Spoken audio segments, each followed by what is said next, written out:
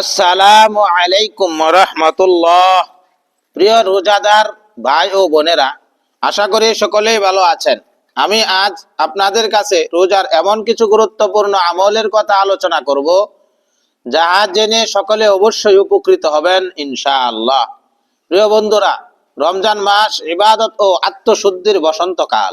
কোরআন ও হাদিসের শিক্ষার আলোকে এই মাসটিকে ফলপ্রসূ করার জন্য গুরুত্বপূর্ণ 13টি আমল ও টিপস নিচে আলোচনা করা হলো। ভিডিওটি শেষ পর্যন্ত দেখার অনুরোধ রইল।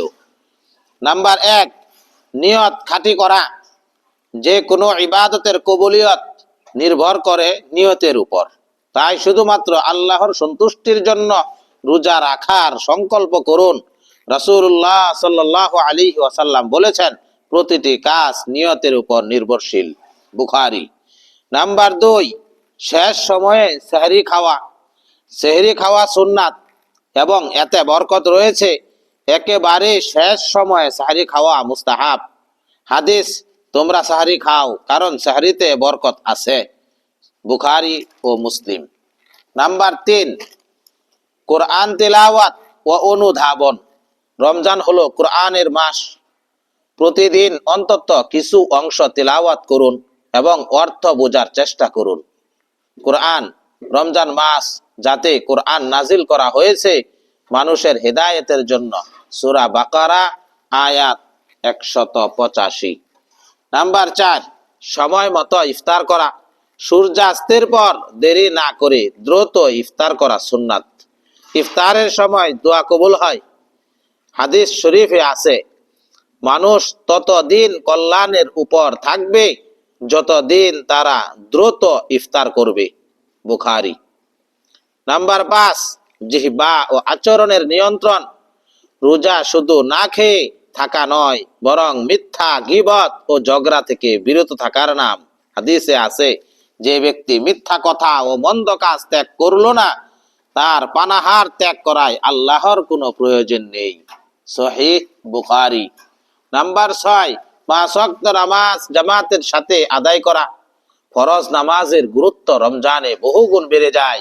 তাই অবহেলা না করে পুরুষদের উচিত মসজিদে গিয়ে জামাতের সাথে নামাজ আদায় করা।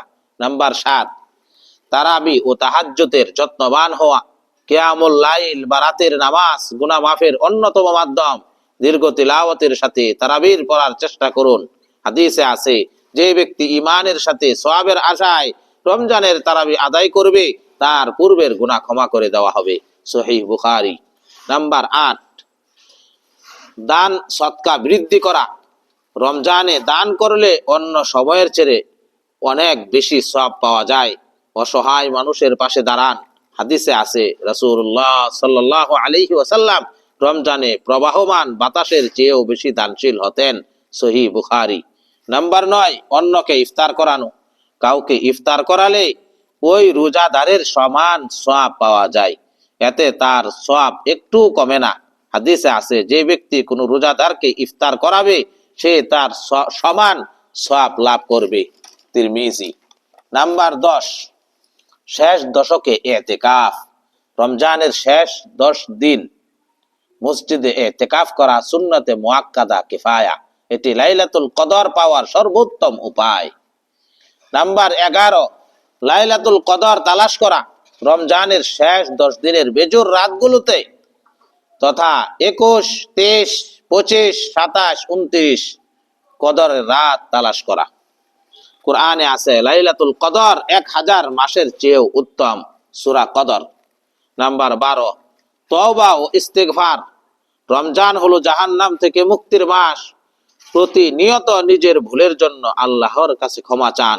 দোয়া করুন, আল্লাহুম্মা ইন্নাকা আফুউন তুহিব্বুল আফওয়া ফাআফু আন্না। আল্লাহুম্মা ইন্নাকা আফুউন তুহিব্বুল আফওয়া ফাআফু আন্নি। আল্লাহুম্মা ইন্নাকা আফুউন তুহিব্বুল আফওয়া ফাআফু আন্নি। অর্থ, হে আল্লাহ, আপনি ক্ষমাশীল, ক্ষমা করতে ভালোবাসেন, তাই আমাকে ক্ষমা করুন। নাম্বার 13, ফিতরা ও যাকাত প্রদান। ঈদের নামাজের আগেই সদকাতুল ফিতর আদায় করুন, যেন গরিব মানুষগুলো আপনার সাথে ঈদ আনন্দ ভাগ করে নিতে পারে। আল্লাহ পাক আমাদের সকলকে রমজানের পবিত্রতা রক্ষা করে আমল করার তৌফিক দান করুন। আমিন।